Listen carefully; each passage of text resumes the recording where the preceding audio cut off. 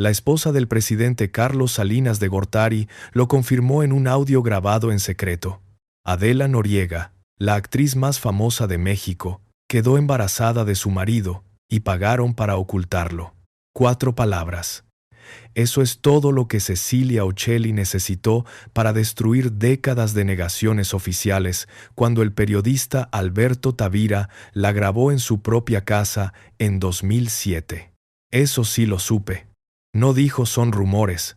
No dijo es una calumnia. Dijo, eso sí lo supe. Y después añadió algo que vale tanto como lo anterior. No lo publique. Tavira guardó ese audio 14 años. Porque publicarlo en México era suficiente para desaparecer del medio.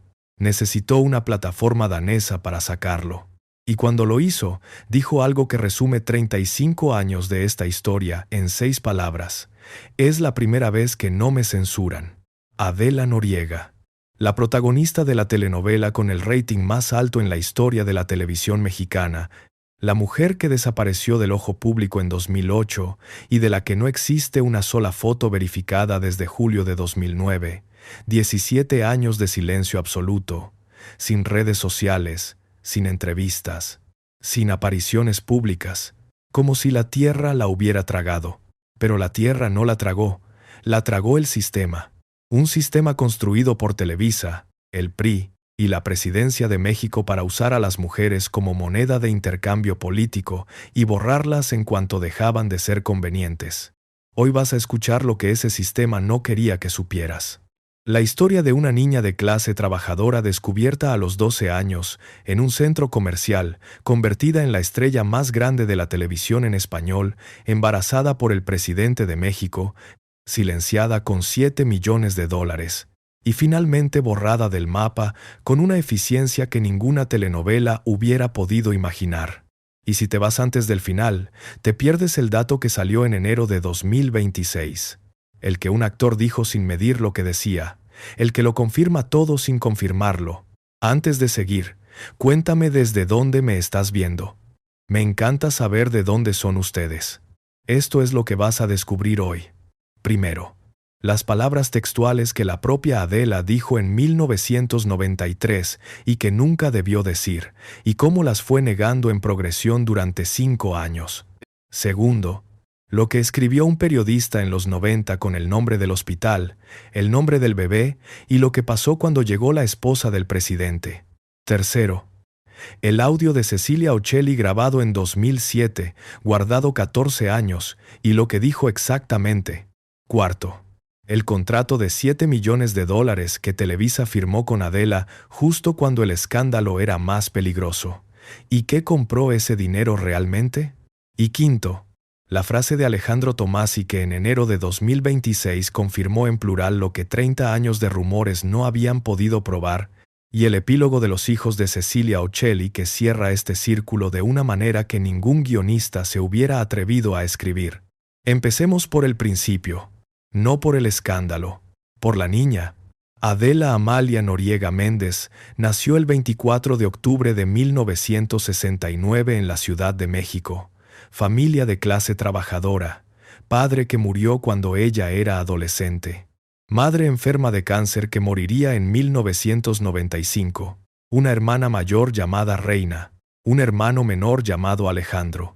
A los 12 años, caminaba con su madre por un centro comercial cuando un cazatalentos la vio y le entregó una tarjeta.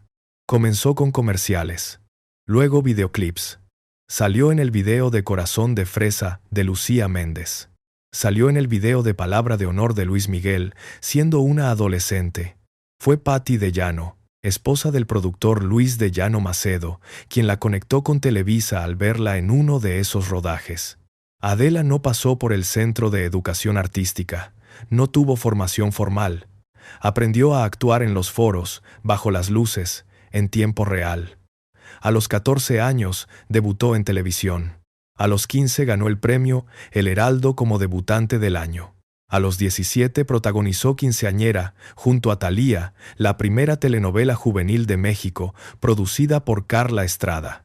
En 4 años, había pasado de caminar por un centro comercial a ser el rostro más reconocido de la televisión mexicana, sin padre. y ese hueco era visible si sabías mirarlo. Las personas que la conocieron en aquella época recuerdan una necesidad de aprobación que la industria del entretenimiento sabe detectar con una precisión aterradora. Una chica que quería demostrar algo a alguien que ya no estaba para verlo, que construía su valía en los ojos de los demás porque los propios nunca le habían bastado. Ese es el perfil de persona que los sistemas de poder buscan activamente, talentosa, sin red de seguridad real, con un vacío que alguien con autoridad puede llenar temporalmente si sabe cómo hacerlo, sin nadie en la industria que estuviera genuinamente de su parte, y sin entender todavía que el sistema que la había convertido en estrella tenía sus propias reglas sobre lo que hacía con sus estrellas cuando alguien con más poder las quería. La respuesta llegó al año siguiente, en la forma de una telenovela llamada Dulce Desafío y de un hombre que la vio todas las noches desde Los Pinos. 1988. Adela tiene 18 años. Protagoniza Dulce Desafío junto a Eduardo Yáñez, producida por Julissa y Eugenio Cobo, dirigida por Arturo Ripstein. El rating es demoledor. Millones de mexicanos la ven cada noche. Y entre esos millones hay uno que tiene más poder que todos los demás juntos. Carlos Salinas de Gortari tomó posesión como presidente de México el 1 de diciembre de 1988. Pero antes de entrar a Los Pinos, necesitas entender quién era ese hombre, y no solo él, su familia entera. Porque el poder que rodeaba a Salinas no era solo el poder del Estado. Era el poder de una dinastía que operaba por encima de las leyes que él mismo firmaba. Su hermano Raúl Salinas de Gortari fue condenado por el asesinato de José Francisco Ruiz Massieu. Su cuñada fue detenida en Ginebra, intentando retirar $84 millones de cuentas bancarias con documentos falsos. Reportes de la DEA documentaron vínculos de Raúl con Juan García Ábrego, líder del Cártel del Golfo. El asesinato de Luis Donaldo Colosio el 23 de marzo de 1994, en pleno mitin de campaña, nunca se resolvió completamente.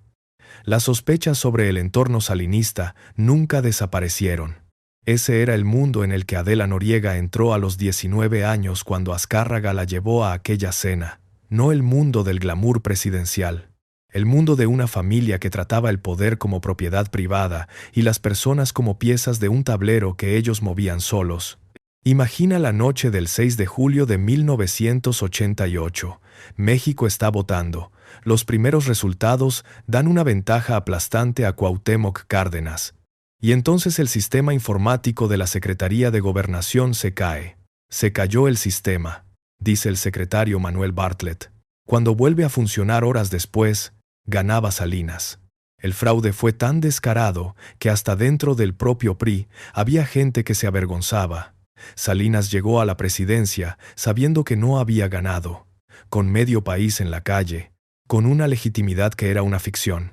Y ese hombre, en esa misma época, estaba viendo Dulce Desafío todas las noches y llamando a Emilio Azcárraga Milmo. Azcárraga, el tigre, dueño de Televisa, lo había declarado públicamente sin ningún pudor ante la revista Proceso en 1982. Soy priista por convicción. Soy soldado del PRI y del presidente. Y según la investigación de Claudia Fernández y Andrew Paxman, basada en más de 200 entrevistas con personas del entorno de Televisa, Azcárraga sostuvo con Adela una relación personal que transformó su carrera y la convirtió en su actriz predilecta. Quienes lo conocieron de cerca recuerdan cómo ejercía ese poder de manera concreta y cotidiana. Azcárraga no necesitaba gritar, no necesitaba amenazar. Le bastaba con entrar a una sala para que el ambiente cambiara. Tenía una manera muy particular de mostrarle a alguien que era su favorita. La saludaba primero. En un mundo donde el orden en que el jefe máximo dirigía la mirada determinaba jerarquías, carreras y futuros, eso era suficiente. Todos en la empresa sabían quién era la predilecta del tigre. Y todos sabían lo que eso significaba. Los mejores productores, los mejores horarios, los mejores protagónicos, y una lealtad implícita que no se firmaba en ningún documento pero cuyas consecuencias para quien la rompía eran suficientemente conocidas como para que nadie necesitara recordarlas en voz alta. El Tigre eligió a Adela por encima de todas las actrices de su empresa y luego la llevó a una cena en Las Lomas. Personas del entorno de poder de finales de los 80 reconstruyen esa noche así, aunque ninguna ha querido dar su nombre públicamente. Fue en una de esas cenas privadas que el poder político y el poder mediático mexicano compartían con la regularidad de quien tiene negocios en común, una mansión en las Lomas de Chapultepec. Principios de 1989. Salinas llevaba apenas unos meses en la presidencia y todavía cargaba con ese brillo particular de quien acaba de ganar algo que siempre creyó que le pertenecía, aunque lo hubiera ganado con trampa. El Tigre llegó con Adela. Quienes estuvieron en esa sala aquella noche recuerdan que Azcárraga la llevó hacia el presidente con la naturalidad de quien hace una presentación de negocios, como si fuera lo más normal del mundo. Le dijo algo al presidente sobre ella, probablemente sobre la telenovela, sobre los ratings, sobre el talento. Las palabras de rigor que se dicen en esas situaciones, cuando lo que realmente está pasando no necesita palabras. Salinas la miró, no con descaro, con esa atención controlada y fría de los hombres que han aprendido a querer cosas sin que nadie pueda verlos quererlas. Le estrechó la mano. Dijo algo amable. Sonrió. Adela tenía 19 años, sin padre, sin nadie en esa habitación que estuviera de su parte, y sin ninguna puerta de salida visible en ninguna dirección. Nadie en esa sala le dijo lo que estaba a punto de empezar. Probablemente nadie quería decírselo. Para entender lo que vino después, hay que entender qué era Televisa en esa época. No era solo una empresa de televisión. Era una máquina de poder diseñada para producir dos cosas simultáneamente: entretenimiento para las masas y obediencia para el sistema político. La actriz Alejandra Ábalos describió lo que se conocía internamente como el catálogo. Era colocarte para que te fueras a cenar o pasar la noche con algún ejecutivo o persona a la que le gustaría invertir en la empresa. El patrón de presidentes mexicanos con actrices de Televisa es histórico, documentado. Gustavo Díaz Ordaz con Irma Serrano, confirmado por ella. José López Portillo, con Sasha Montenegro, que terminó en matrimonio. Y el caso más escandaloso de todos, Enrique Peña Nieto eligió a su esposa directamente de los foros. Angélica Rivera pasó de protagonizar telenovelas a vivir en Los Pinos. En ese contexto, lo que le pasó a Adela Noriega no es una excepción escandalosa. Es el patrón perfectamente ejecutado. Lo que la hace diferente es lo que vino después. Jinghao Yi, Si Jinghao. Atención, aquí llega la primera revelación que te prometí. En 1993, la periodista Lorena Corpus entrevistó a Adela Noriega para el diario Reforma. Personas que conocían a Corpus reconstruyen ese momento con un detalle que no aparece en ninguna publicación. La pregunta sobre pretendientes políticos no llegó de frente. Corpus la fue rodeando durante varios minutos con preguntas cómodas, bajando la guardia de Adela. Y luego, cuando el ambiente era ya el de una conversación entre dos mujeres y no el de una entrevista formal, deslizó la pregunta. Personas que conocían a Adela en aquella época recuerdan que había algo en ella que llevaba tiempo queriendo salir. No era rabia exactamente. Era más parecido al agotamiento de cargar sola con algo demasiado pesado durante demasiado tiempo. Y aquel día, en aquella sala, algo en Adela decidió que era suficiente. Sí, altos funcionarios de por allá, de México. Sí, un mero petatero. Ya ahorita hay una amistad y un cariño muy especial nada más. Pero sí, hubo algo. Mero petatero. En el argot mexicano, el que manda sobre todos. En 1993, en México, ese era Carlos Salinas de Gortari. No dijo un político importante. Dijo el que manda, y añadió: sí hubo algo. No lo negó. Lo confirmó con 2 palabras. La frase se publicó. Y duró exactamente lo que tardó el poder en reaccionar. Personas del entorno mediático de aquella época reconstruyen lo que ocurrió en las horas siguientes así. La entrevista salió en Reforma. Alguien la leyó. Alguien llamó a alguien. No se sabe exactamente quién ni desde dónde, porque ese tipo de correcciones nunca dejan rastro documentado. Lo que sí recuerdan quienes estaban cerca es que en pocas horas el ambiente alrededor de Adela cambió de temperatura, no con amenazas directas, con esa presión invisible que solo existe en los círculos donde todos saben lo que está en juego sin que nadie necesite explicarlo. La llamada que no es una llamada, la reunión que no es una reunión, el mensaje que llega a través de alguien que no es el que manda pero que habla en su nombre. Adela tenía 23 años, estaba sola, y el sistema que acababa de filtrar algo que no debía filtrarse iba a necesitar que eso se corrigiera. Lo que vino después fue la corrección sistemática, y lo que hace esa corrección tan reveladora no es que ocurriera, sino cómo ocurrió. Porque Adela no negó una sola vez y punto. Negó en progresión. Como quien va construyendo una versión más sólida cada vez que la anterior no fue suficiente.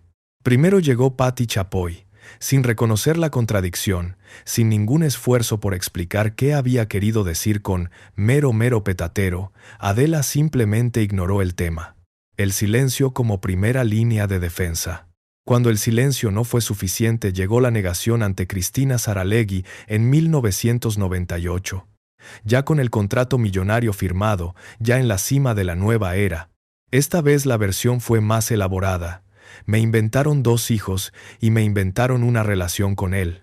Al expresidente lo conozco como lo conocemos todos. Por televisión y por el periódico.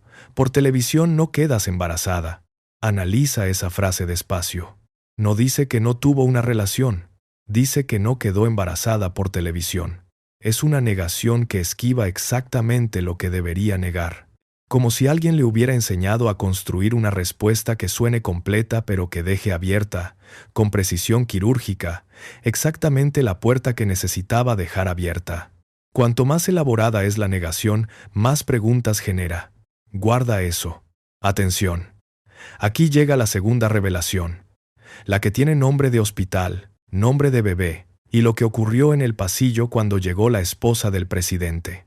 En la segunda mitad de los 90, el periodista Rafael Loret de Mola publicó el libro Escándalos en la editorial Grijalbo. En ese libro, escribió con nombre, apellidos y nombre de hospital lo que según sus fuentes ocurrió durante la presidencia de Salinas.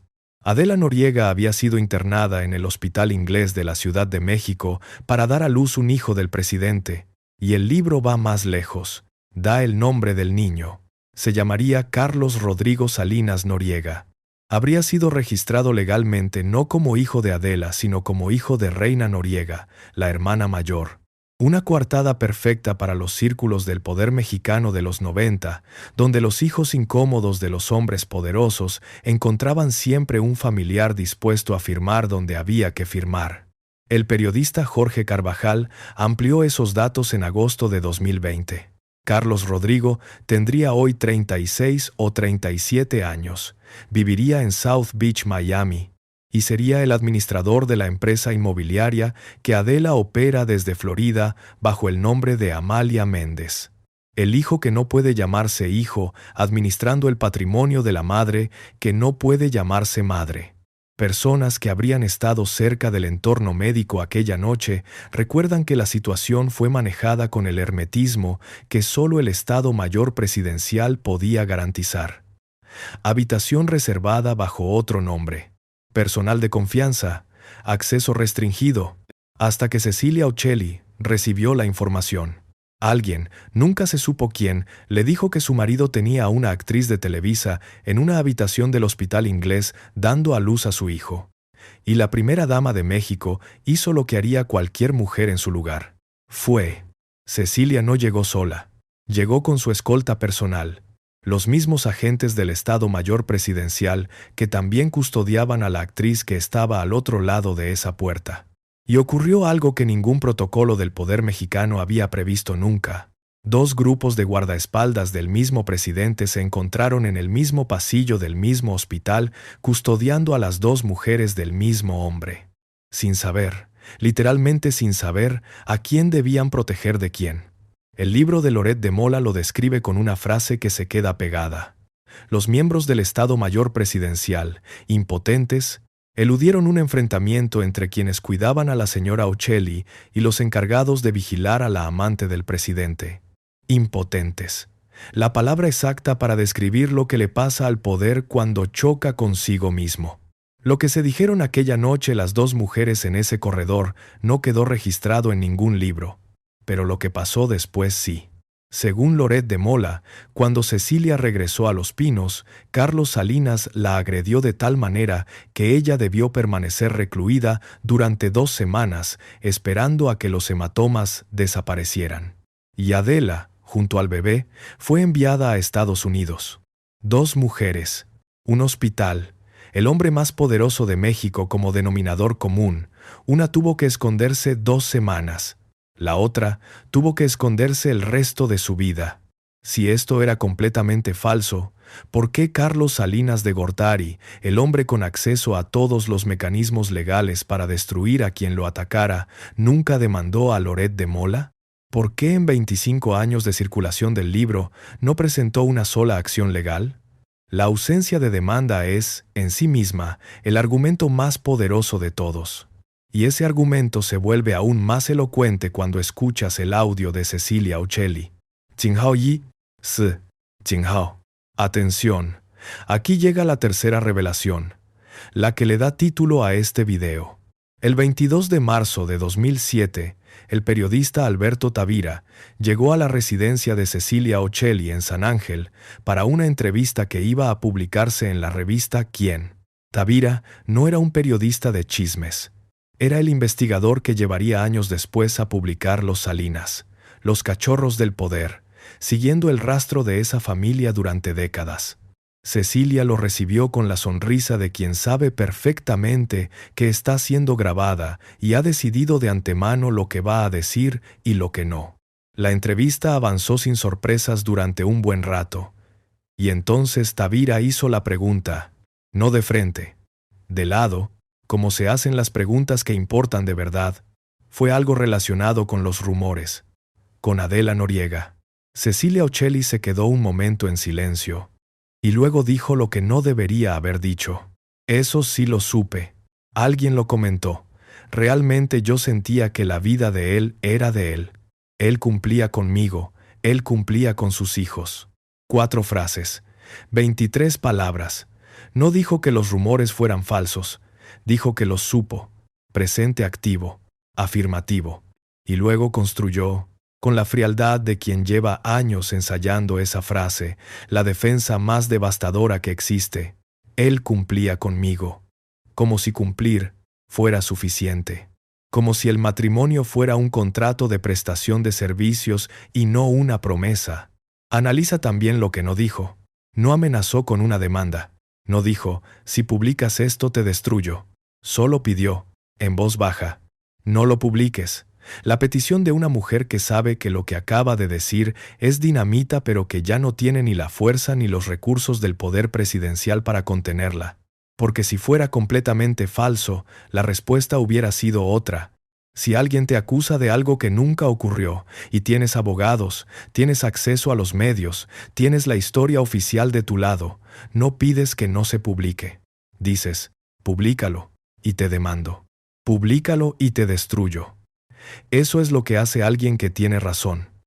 Lo que hace alguien que no la tiene es exactamente lo que hizo Cecilia Uccelli. Pedir en voz baja que no salga. La diferencia entre esas 2 respuestas es la diferencia entre la inocencia y el secreto. Y el hecho de que Salinas tampoco haya demandado a Loret de Mola en 25 años de circulación del libro, ni Adela, ni Cecilia, 3 personas nombradas directamente en un libro publicado por Grijalbo, 25 años, 0 acciones legales. En un país donde los políticos demandan a periodistas por mucho menos, no lo publiques. Tavira guardó el audio 1 año, 2, 5, 10.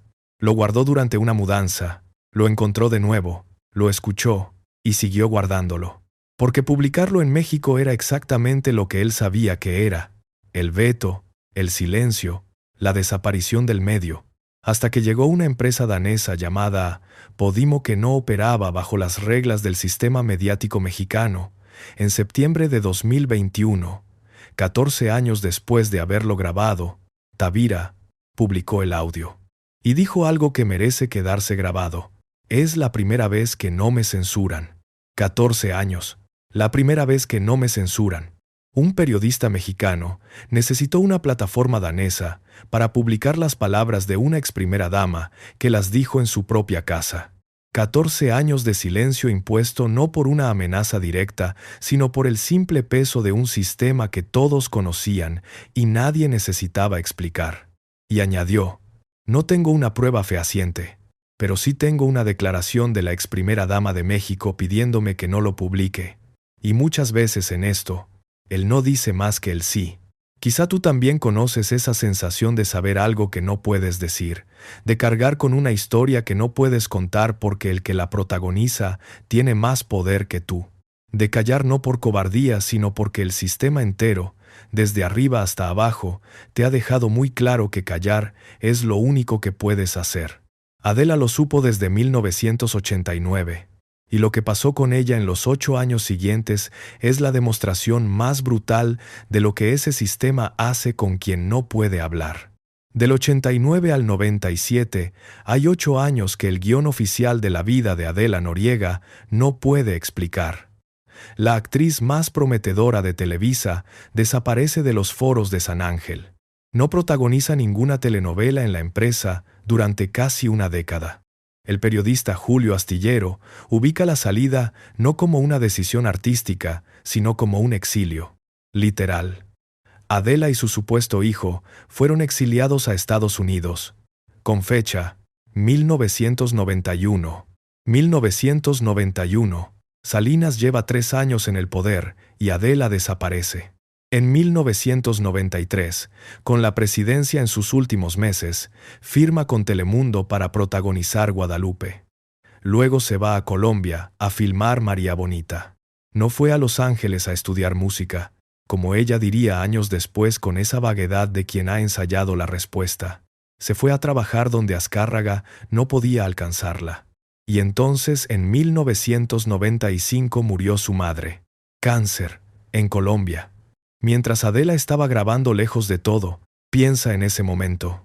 Una hija que lleva años fuera de México, que no puede volver porque el sistema que la mantiene fuera no le da permiso implícito para hacerlo, que sabe que su madre se está muriendo, que sabe que cuando muera no va a poder ir al entierro de la manera en que una hija debería ir, con el duelo a la vista, con la familia alrededor, sin tener que calcular cada gesto público.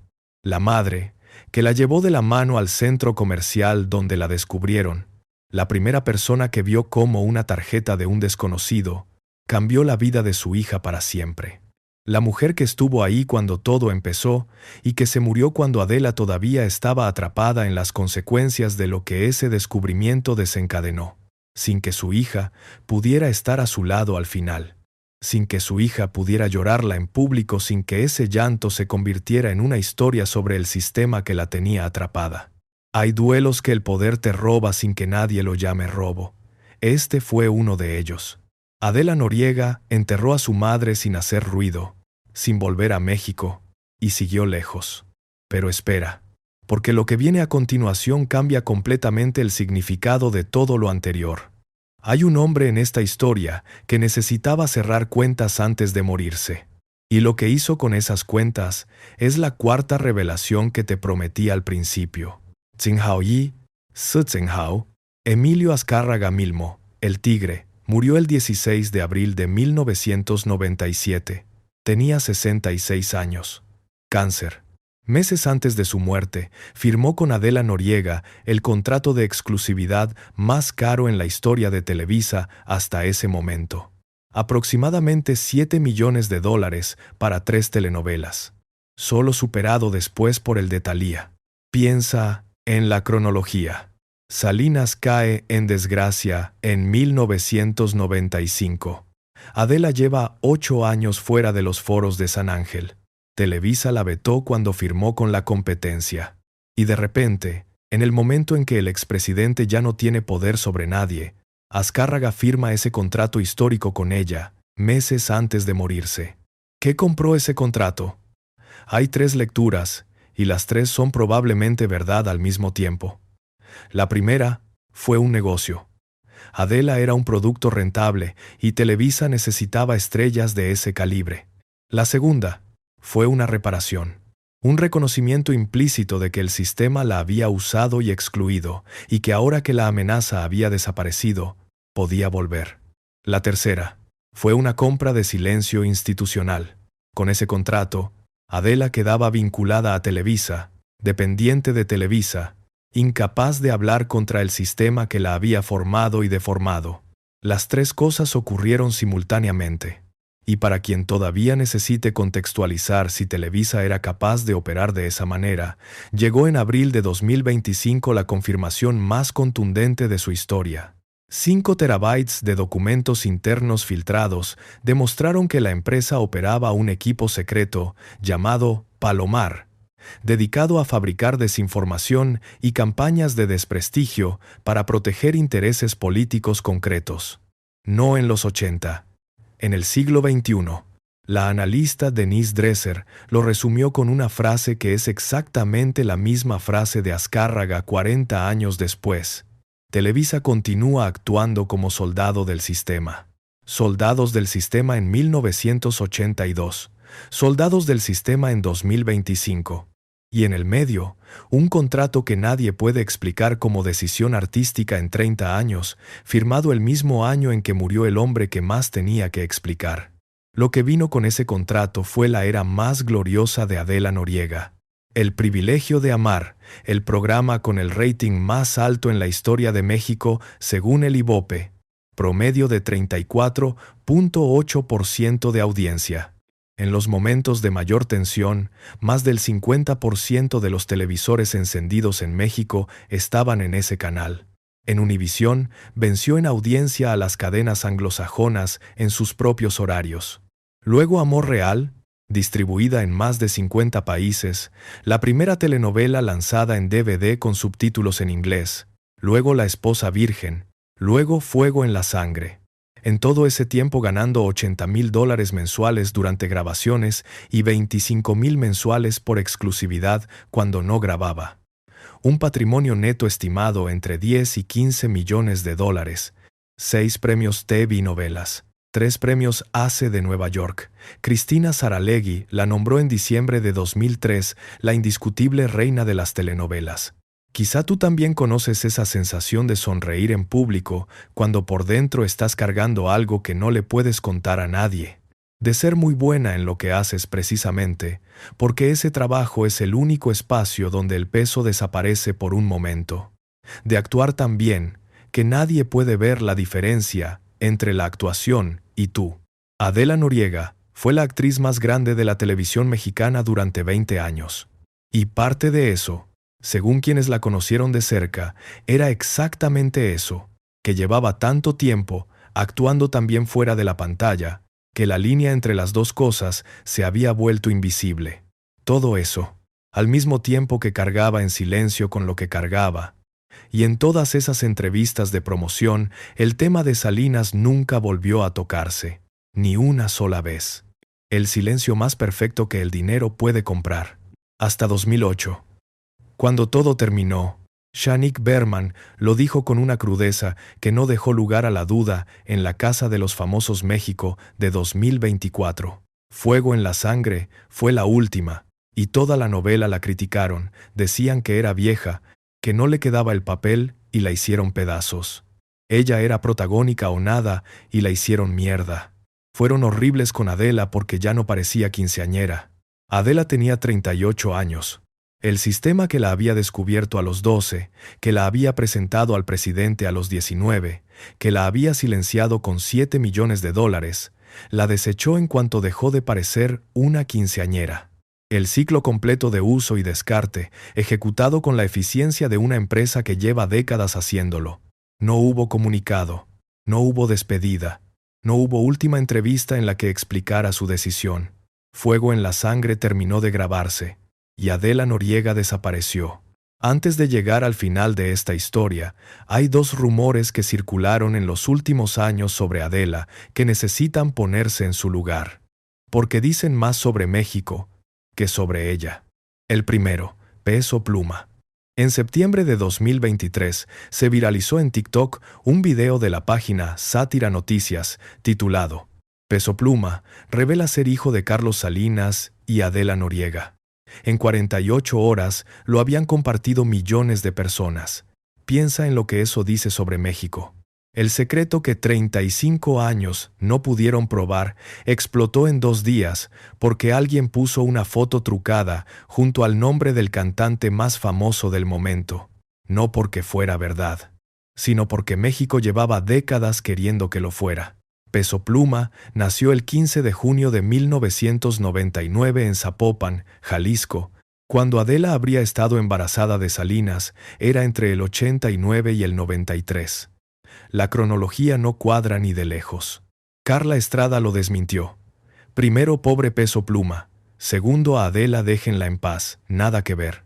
El segundo, Elaine Jaro.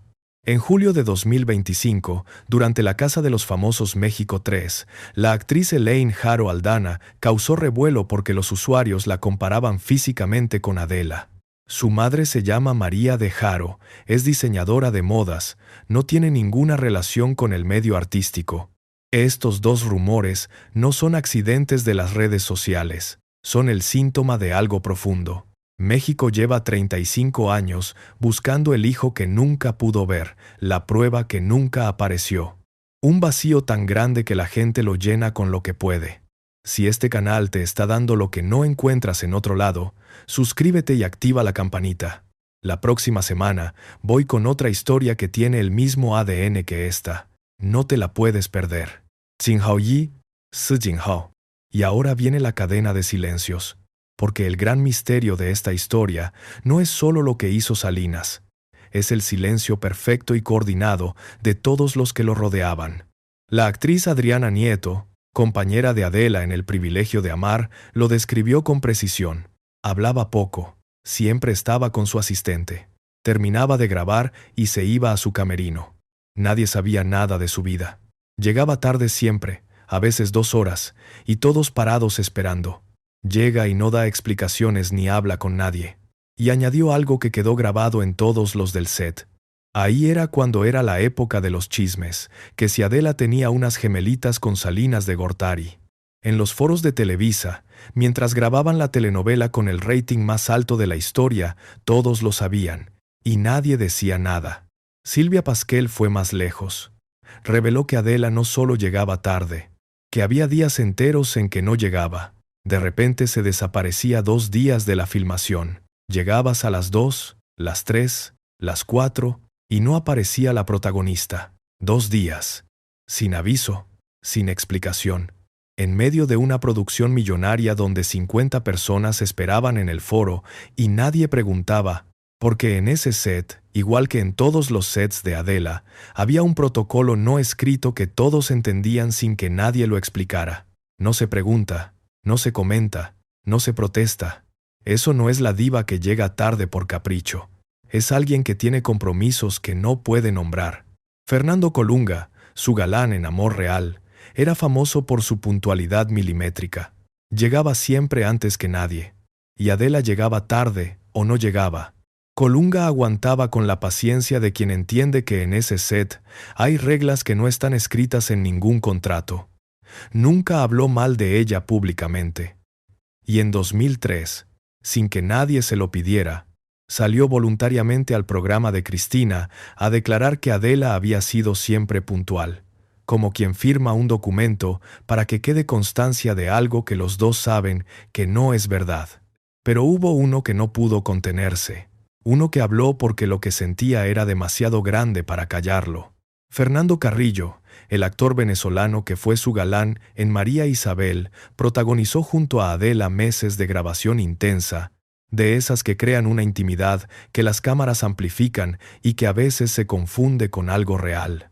Según personas cercanas al entorno de la producción, la escena más importante de su relación no ocurrió delante de ninguna cámara. Ocurrió en un vuelo de Europa a México, al terminar las grabaciones. Habían pasado meses juntos. Carrillo había dado todo en esa telenovela, y en algún momento de ese vuelo, con el resto del equipo dormido a su alrededor, le preguntó directamente sobre el hijo, sobre los rumores, sobre lo que cargaba. Adela respondió con una pregunta. Fer, ¿cómo voy a esconder yo a un hijo? Sería una tontería. Una pregunta respondida con otra pregunta, sin un no rotundo, sin una negación, solo la ironía de quien sabe exactamente lo que está haciendo con las palabras que elige. Cuando aterrizaron, Carrillo le propuso matrimonio. Adela dijo que no. Él lo reconoció años después en Instagram con una honestidad que pocas veces se ve en el medio. En realidad me enamoré, yo creo que solo. En algún momento me hizo sentir que sí se enamoró de mí, pero no. Y escribió: «Les confieso algo, esta niña me robó el corazón hace 20 años». Piensa en esa pregunta que nadie ha respondido satisfactoriamente. Una mujer sola, sin pareja oficial conocida, en la cima absoluta de su carrera, rechaza a un hombre que la ama y lo dice públicamente. ¿Por qué? Hay varias respuestas posibles. La más incómoda es la más obvia. Quizás en ese momento Adela no estaba tan libre como parecía. Quizás había compromisos que no podían nombrarse en un vuelo de Iberia con el resto del equipo de producción durmiendo a su alrededor, que también trabajó con ella. Resumió el protocolo con una elegancia que dice todo sin decir nada. Lo único que sé de Adela es que la quiero mucho y que ella me quiere mucho a mí. Si decidió hacer su vida en privado, hay que respetarla. Lo único que sé, de alguien que convivió meses con ella en un foro. Chantal Andere fue más directa. De primera mano en 2020 dijo haber hablado por teléfono con Adela y usó el presente. Es madre. No era madre. No supuestamente. Es madre. Presente activo, sin condicional. Y Paola Durante lo dijo, sin que nadie le preguntara, en la Casa de los Famosos México, en 2024. No la dejaron ya trabajar. Está con Salinas. Ay, claro que sí. Hasta tiene hijos con él.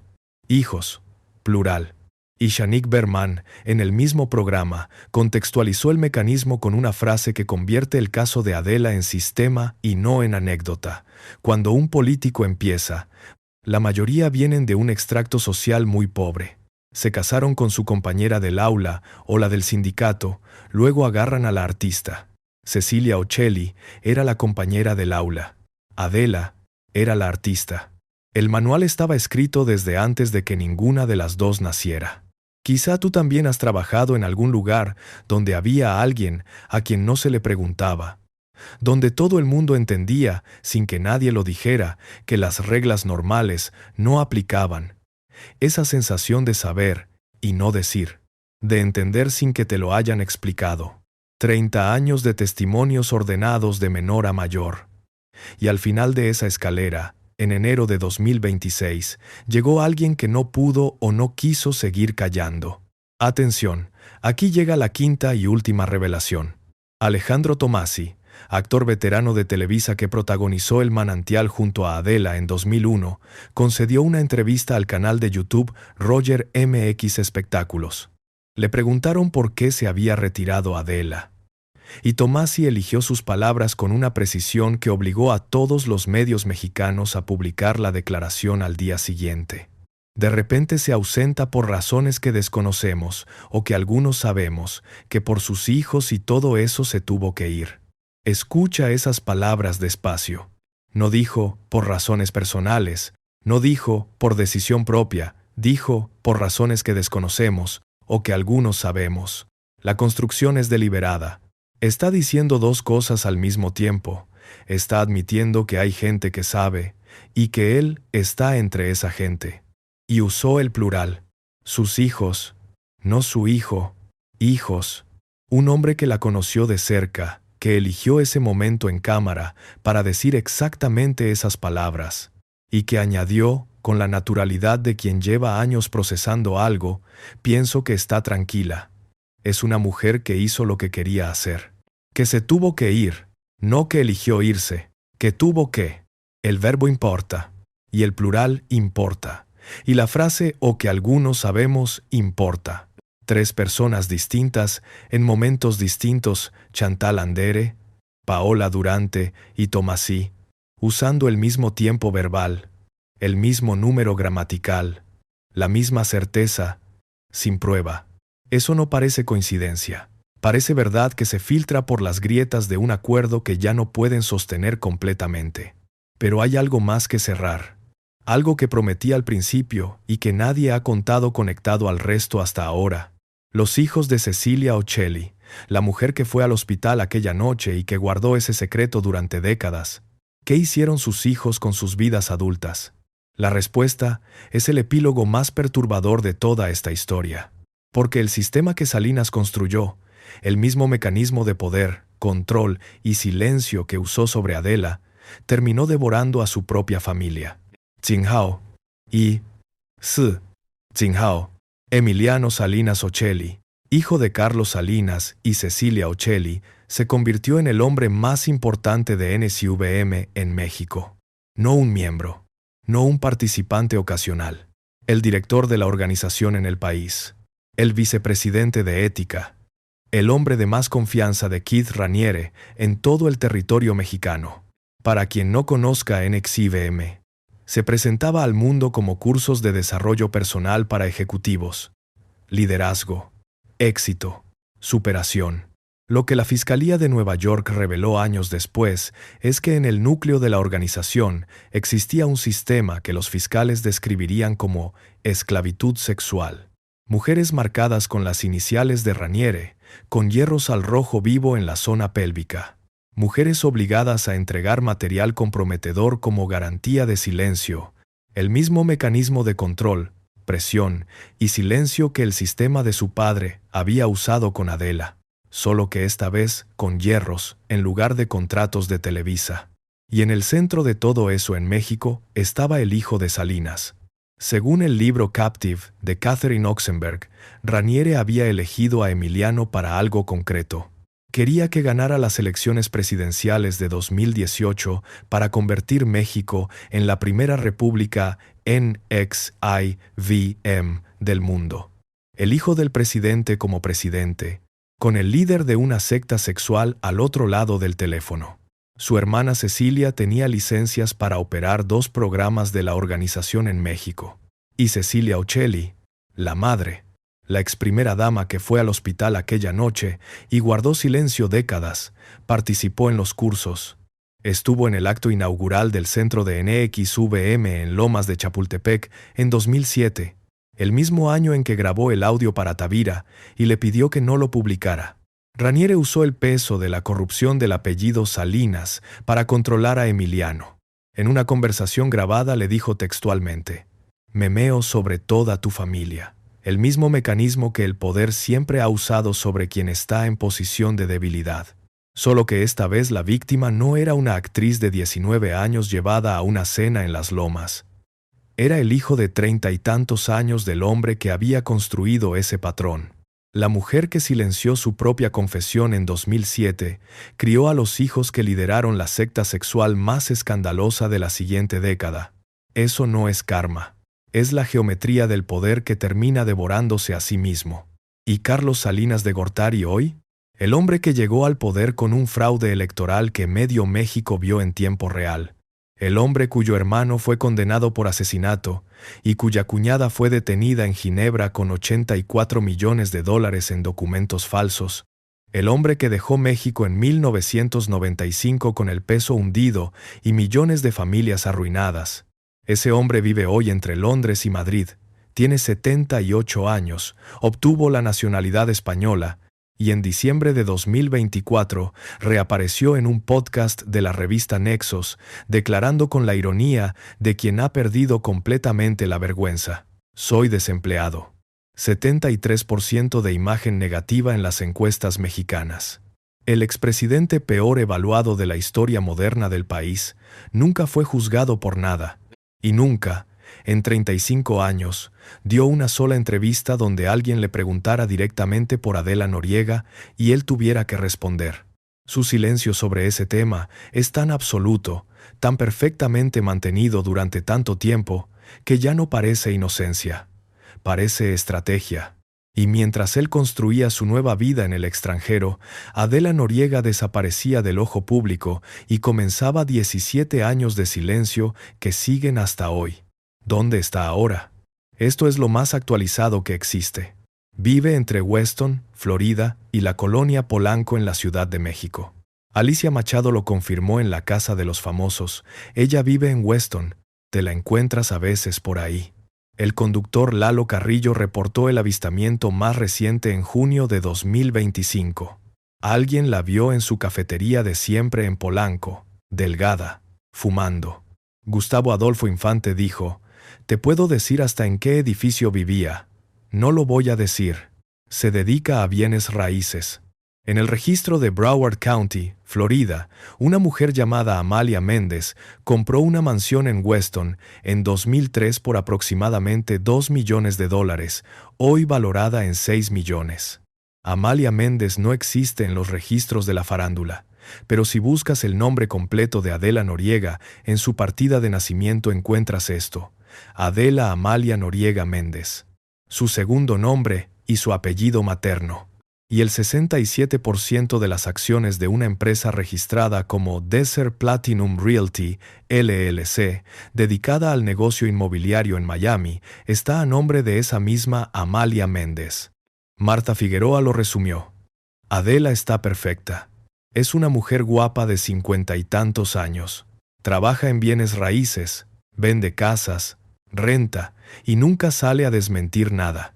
Como nunca sale, mucha gente se queda con la finta. No está escondida, está callada. Y hay una diferencia enorme entre las dos cosas. Esconderse es miedo. Callar es acuerdo.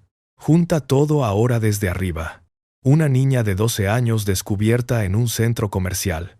Un sistema que detectó su vulnerabilidad antes de que ella supiera que la tenía. Un productor que la convirtió en su actriz predilecta. Una cena en Las Lomas donde la presentó al presidente. Un hospital donde nació un hijo que no podía llamarse hijo. 2 grupos de guardaespaldas del mismo hombre sin saber a quién proteger de quién. Una esposa que fue, vio y pagó el precio de haber visto. Una hija que no pudo ir al entierro de su madre porque el acuerdo que la mantenía en pie no incluía ese tipo de libertad. Un duelo que el poder le robó sin que nadie lo llamara robo. Un periodista que guardó un audio 14 años porque en México 3 palabras de Cecilia Ocelli eran suficientes para callarlo. Un contrato de 7 millones firmado por un hombre moribundo para cerrar una deuda que no podía dejar abierta. La reina de las telenovelas descartada a los 38 años porque ya no parecía quinceañera. Un actor que en enero de 2026 dijo en cámara, por sus hijos, en plural, y razones que algunos sabemos. Y los hijos de la esposa que fue al hospital aquella noche, liderando décadas después la secta sexual más escandalosa de México. Cada uno de esos elementos tomado por separado tiene una explicación individual plausible. Juntos forman algo que ya no es plausible ignorar. 3 personas, 35 años, 0 palabras. Adela Noriega sin una sola entrevista desde 2008. Carlos Salinas sin pronunciar su nombre en más de 3 décadas. Un hombre que ha dado entrevistas, escrito libros, grabado podcasts y debatido sobre prácticamente todo lo que ocurrió durante su presidencia, sin pronunciar nunca el nombre de la actriz más famosa de su época. Y Cecilia Ocelli, que grabó una confesión en 2007, pidió que no se publicara, y 14 años después salió igual. 3 silencios perfectamente sincronizados. Perfectamente sostenidos. Piensa en lo que cada uno pierde si habla. Adela pierde su paz, el anonimato que construyó durante 17 años, el acuerdo que sea que tenga y la vida que levantó en silencio después de todo lo que le costó ese silencio. Salinas pierde lo que le queda de narrativa pública, esa imagen de desempleado irónico que ha construido en sus apariciones europeas, y la posibilidad de que sus hijos en el extranjero no tengan que cargar con algo más de lo que ya cargan con el apellido.